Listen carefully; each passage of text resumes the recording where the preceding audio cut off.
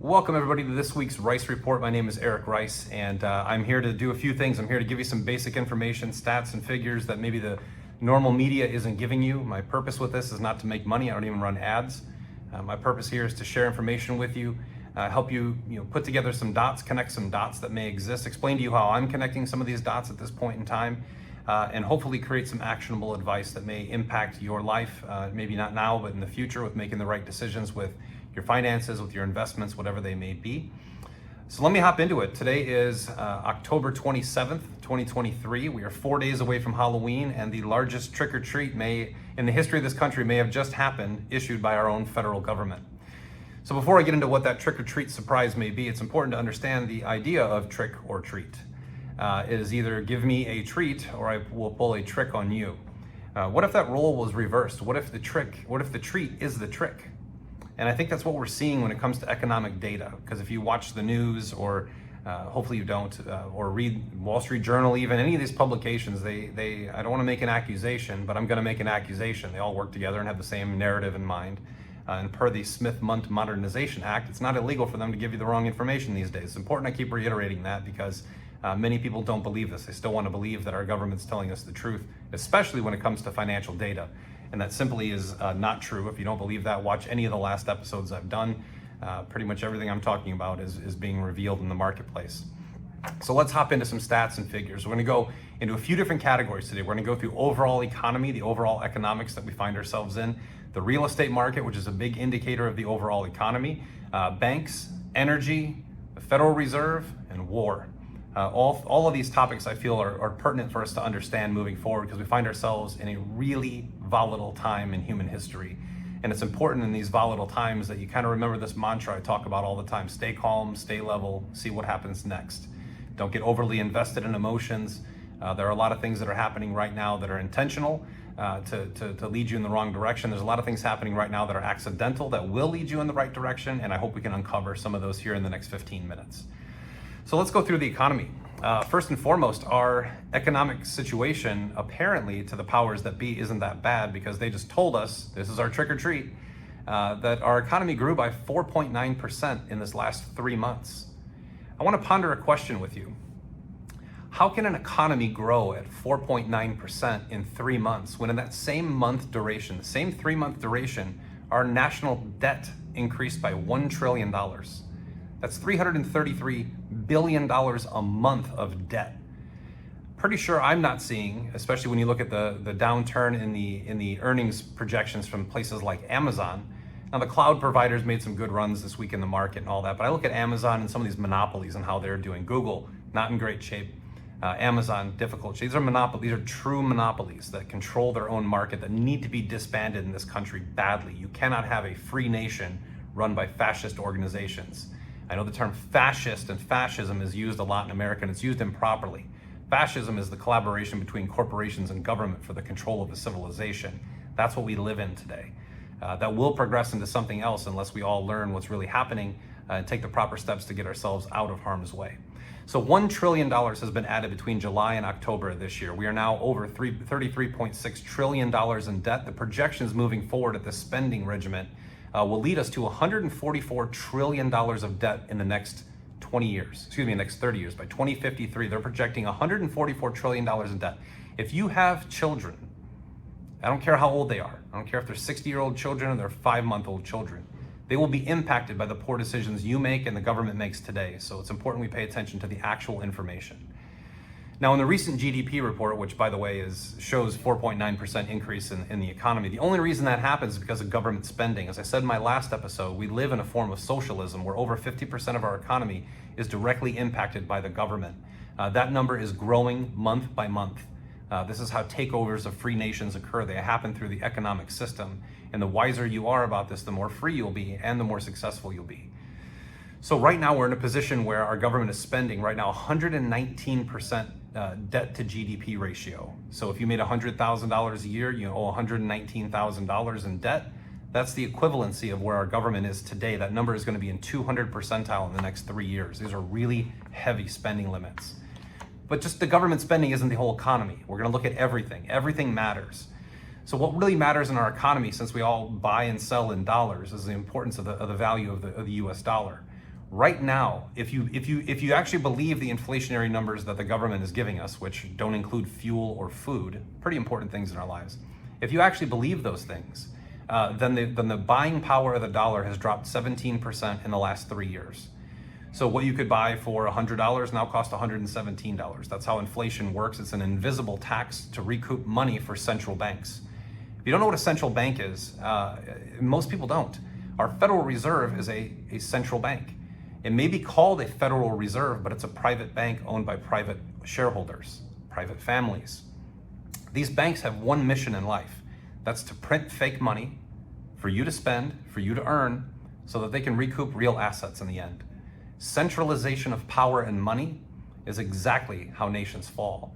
Central banks, I don't care about what your opinion is, historically are bad, especially in times like this. So even the central bankers right now are admitting that inflation is eating away at the buying power of the US dollar. Matter of fact, central bankers, the guy who runs the Fed, Mr. Powell, actually slipped in New York City at a speech that he gave in New York City last night. And he said that the current spending regimen of this country is unsustainable.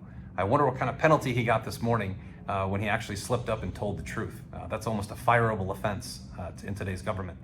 But however, we're looking at right now, because of the government spending, we're looking at a 25% shortfall in Social Security funding. If you are collecting Social Security, you're probably good.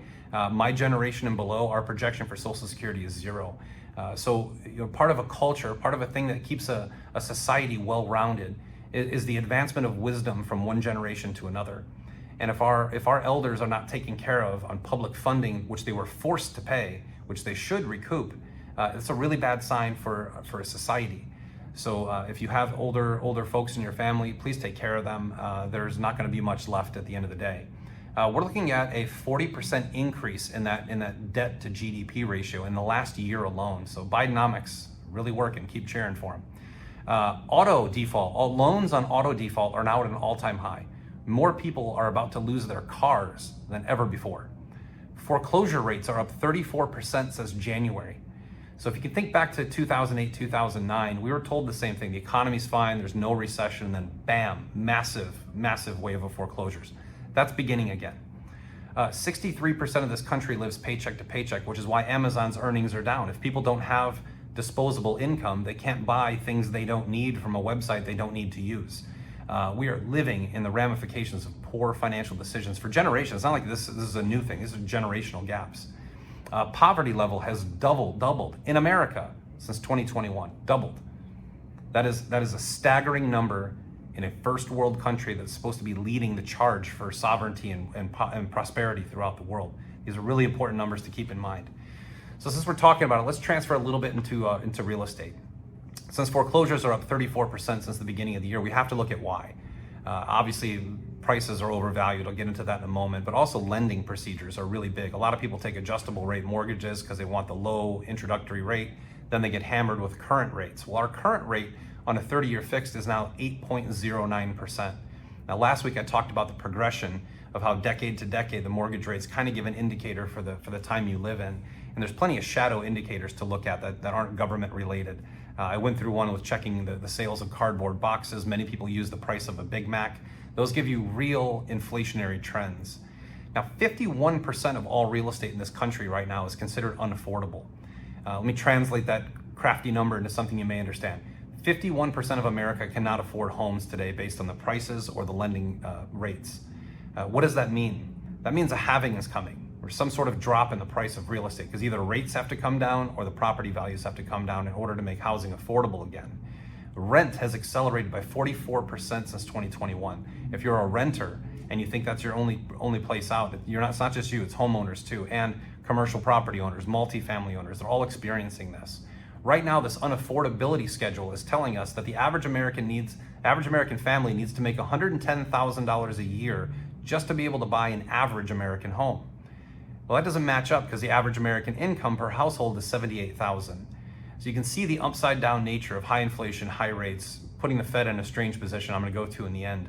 But we have to look at where we are based on where we were in 2008, because we're shaping up to have an even worse end result of the cycle that we're in. So this is the highest downturn in housing affordability since 2008. we are finding ourselves directly in that position. So real estate's in a tough spot, the economy's in a tough spot, banks are in a tough spot. This morning, October 27th, Jamie Dimon announced he's selling 12% of his holdings in Chase. This may sound like to some of you, well, he's just a greedy CEO taking down money. He's been very outspoken about the current economic position. I don't trust Jamie Dimon as much as I trust anyone in the government. It doesn't matter to me, and this shouldn't matter to you. What does matter to me is the fact that a CEO of a very large bank is selling 12% of his holdings. And he announced it himself. Now, why is this? Well, you can look at Morgan Stanley, Bank of America, Citigroup, and Goldman Sachs. Their earnings and their profits are down 15 to 24% in the last year. These are really beginning. I've been talking about banks and bank failures for about 2 years, and they began earlier this year. Most people forgot because you have mass shootings, you have wars, you have all these other things. You have Taylor Swift at football games. The bread and circus distractionary events of the media. Paul Harvey said it the best when if you haven't done this, we're on YouTube. For now, they keep stealing views. Every time I get to 1,000 views, I get bumped down to 250 views. But if this is still around and you can watch this, go on YouTube right now and search for Paul Harvey, If I Were the Devil, 1965, and listen to what that man said in 1965, because everything is coming true. One of the things that he said is that with all the distractions the devil could do to destroy America, he would have a mesmerizing media fanning the flames. So if you're paying attention to the media and living by news cycles, unfortunately, as an investor, you're going to miss many boats and you're probably going to experience many heartaches, which is why I do these things. So those 4 banks are down quite a bit. Earlier this week, Moody published an article stating that banks right now, the big 4 banks, have a minimum $650 billion in unrealized losses. Don't know what an unrealized loss is? Let me explain it to you. Imagine a husband goes to a casino, takes out all their money in checking, goes to a casino, loses it all that evening, comes home and says, sweetheart, I'm sorry, I took our $10,000 in checking and I went to the casino and I lost it. But don't worry, because I haven't really lost it yet, because I haven't realized that I've lost it yet. It was lost, but we don't have to realize it. We can always go and win it back. That's an unrealized loss. It's a luxury that you don't have on your own personal tax statements that banks do, along with many other luxuries because they work for the central bank. They get all kinds of luxuries that we don't, and I'm going to start exposing these every single week, bit by bit, until you realize exactly how the cards are stacked against you, which is why we need to work together, share information, and help each other out. Want to know a little bit more about how central banks are doing, those who just print fiat currency, hand it to people, and collect interest on it? Well, Riksbank in Sweden, which is the oldest existing central bank in the world, just declared that they need $7 billion to bail themselves out. Really think about that situation. Like, really take a second and think about it. The oldest existing central bank in the world is asking other banks for a $7 billion bailout. How can that even happen, you ask? Because they print the money? Good question. But that is news that was published in 4 different places this past week. Central banks right now are struggling. They are the ones who set the rates. They set quantitative easing or printing money, or quantitative tightening, raising rates. They're in a quandary right now. I believe that we're trapped. I believe that we're heading into an economic environment in the next few years that was unimaginable. Either the bad guys win and it's unimaginable in a horrible way, or it's decentralized and it's totally sovereign and free. It's up to you to make a decision and learn these things. Now, one last thing about central banks. Our Federal Reserve right now has what's called a proxy rate. And most people don't know what a proxy rate is. You know what a proxy is? Proxy vote for a shareholder means I don't have to be at the meeting, but I can vote by mail. A proxy rate in the Federal Reserve is essentially what they think the interest rates should be set at in order to correct the problems we see in an economy. Now, the proxy rate, which Mr. Powell revealed, is 7%. We're at 5.5%. That means there's another 1.5 that has to move forward to get and hit that proxy rate, which they believe corrections will begin. Or they will continue where we're at right now, pause rates, and continue to lie. That's exactly what we're witnessing right now. So let's get into energy a little bit, because banks I'm going to get back to in the end. Energy. We live in a world we have a mesmerizing media fanning the flames of every objective they want to get across. One of those objectives you've been beaten over the head with for the last 20 years is environmental change, climate change, global warming. In the 70s, they told us we wouldn't have oil anymore. In the 90s, they told us there would be no beaches. As far as I know, because I'm sitting in an oil and gas office right now, we're still drilling for oil. It still exists, and you can still go to a beach anytime you like if you have the resources to do so. The demand that just came out from the IEA basically said that by the year 2035, the world will require almost 40 million more barrels of oil than we produce today in order to maintain society. So you can continue to listen to the unicorn farts will run your car, electric car engines and all these other things. They're just simply an add-on. You know, we need more energy, we need solar, we need wind on top of more oil and more gas because we're using more and more technology, more and more infrastructure. We need more energy. The green energy movement I get talked to about a lot, especially electric vehicles being in oil and gas. And I can give you stat after stat. I've done it on multiple episodes, so you can look at those. But the one that just came out 2 days ago was very interesting. Here's something about electric vehicles that if you're driving an electric vehicle and love your electric vehicle and think that you're saving dolphins in some far off land, good for you, that's great. I endorse it. I think Teslas are nice cars for the record. I drive a truck. But at the same time, it's just another car.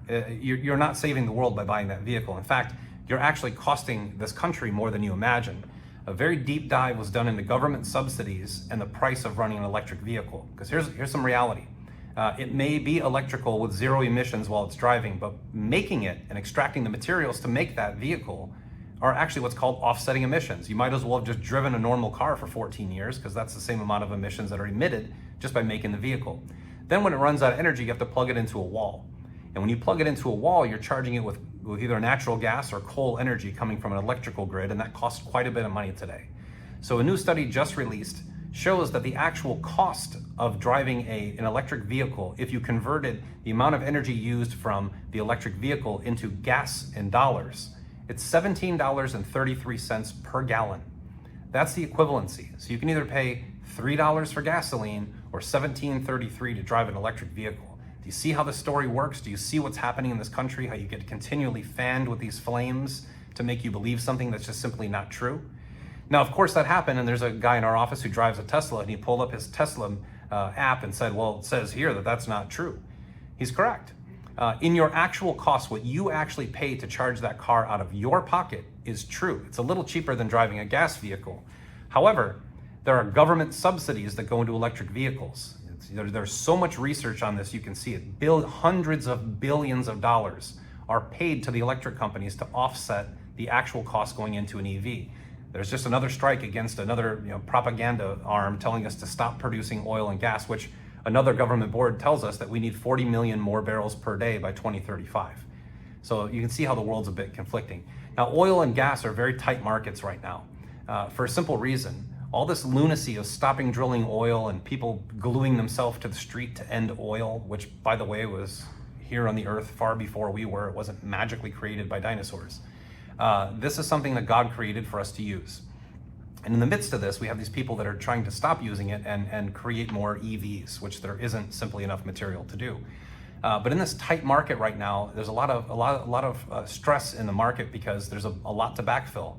When you see OPEC, Russia, OPEC Plus, the United States, and many other places around the world creating almost a 15 million barrel per day deficiency where we are today, supply is very low, demand is increasing by the day. These are just facts. Eventually, the prices in the market will go crazy because the rubber will meet the road between fact and propaganda.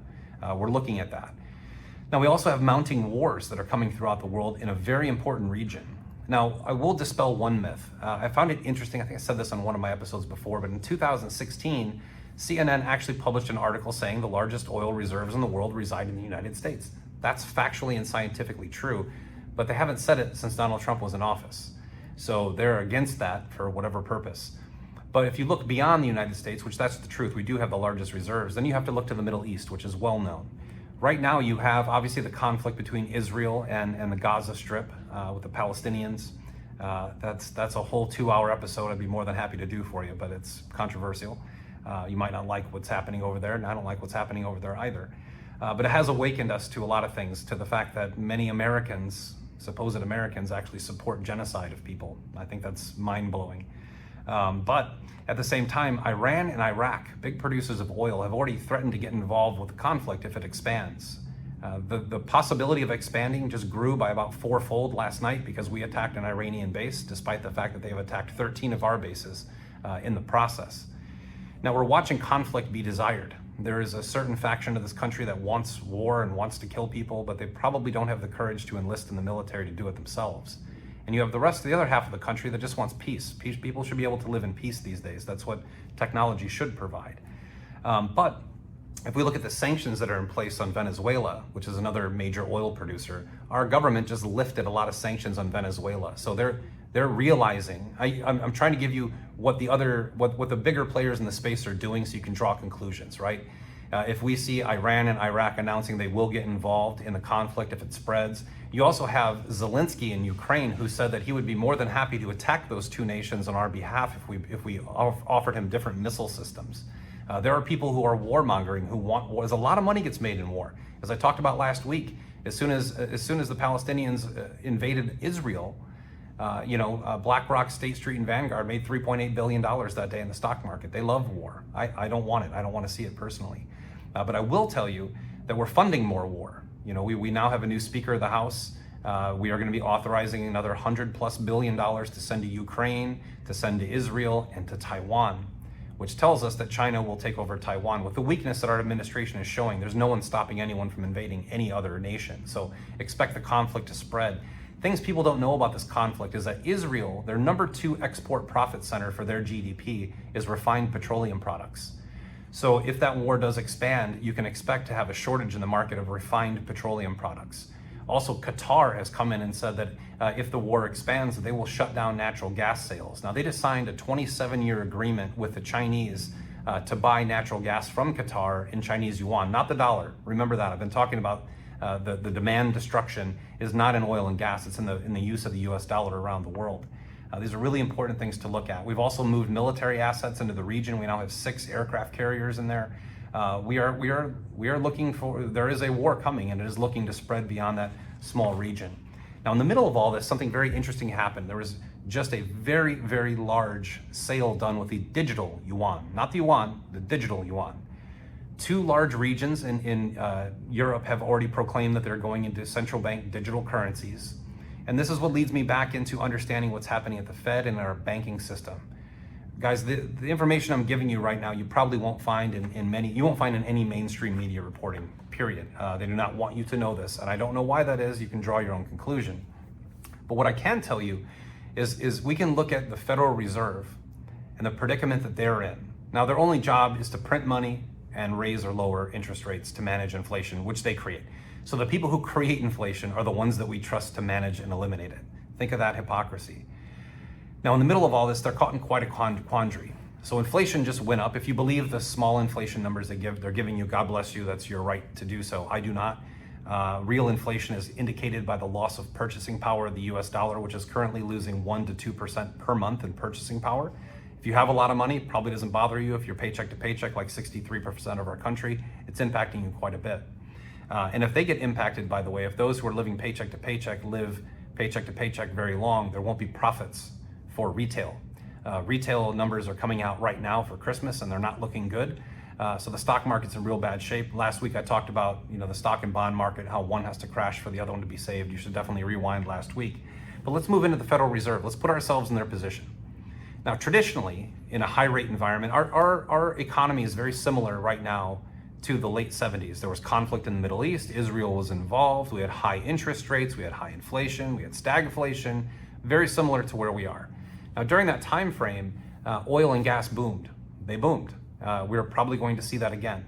But there are other areas that are going to be stagnant, and there are going to be some that bust. And what will bust in this bubble moving forward are derivatives or paper securities.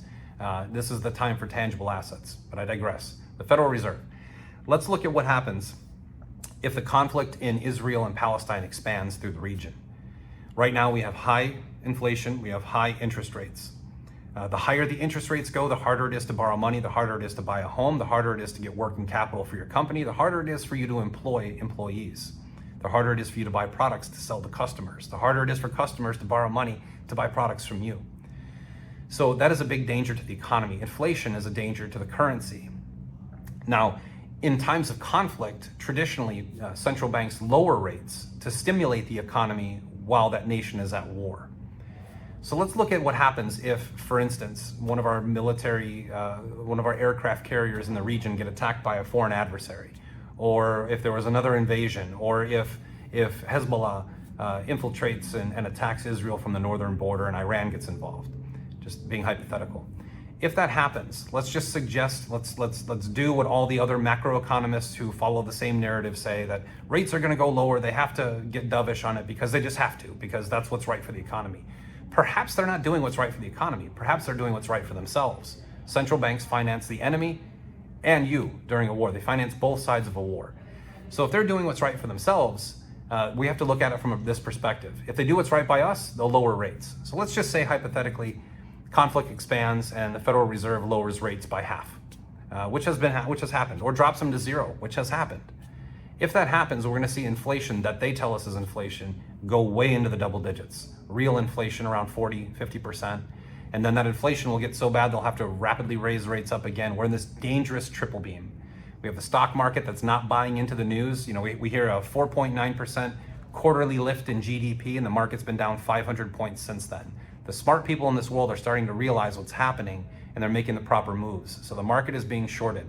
So let's assume that they lower rates, inflation goes crazy. That chews up all corporate profits, all personal savings, all M2 money supply. The M2 money supply is the lowest it's been in probably 50 years, maybe 75 years. In fact, the M2 money supply has dropped every month for the last 10. M2 money supply is basically, to simplify M2 money supply, it's the amount of money held in checking and savings accounts, okay? So let's look at that scenario. If it's held in checking and saving, there's less money in deposits in a bank, and the banks make their money lending money. We have to understand that banks have to have $7 in deposits for every $1 they lend so they can earn $1 on the interest. Basic equation. So let's just assume that rates remain high. And that's a good profit center for banks. Higher rates means they make more money. But if they don't have the cash, they can't lend. The bottom line is right now, the Federal Reserve is in a Mexican standoff that it cannot win.